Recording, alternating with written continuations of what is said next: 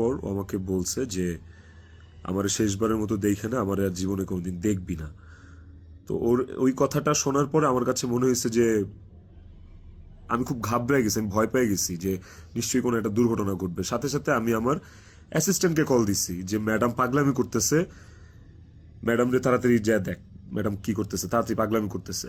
ওই অ্যাসিস্ট্যান্টের সাথে কথা বলার সময় আমার ফোনে ওই কথা বলা অবস্থাতে আরেকটা ভিডিও কল আসছে। অ্যাসিস্ট্যান্টকে আমি হোয়াটসঅ্যাপে কথা বলতেছিলাম, মেসেঞ্জারে আমার কলটা, ভিডিও কলটা আবার আসছে ইকরার থেকে। তো অ্যাসিস্ট্যান্টের সাথে কথা বলতে বলতে ওই কলটা রিসিভ করতে পারি নাই।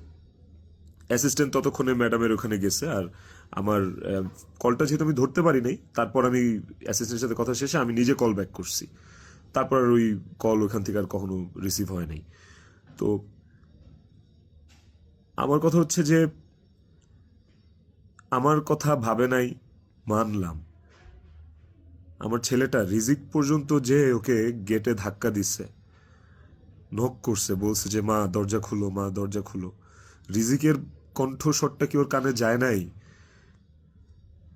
রিজিকের প্রতি কি ওর একটু মায়া কাজ করে নাই রিজিকের কথাটা শোনার পরে?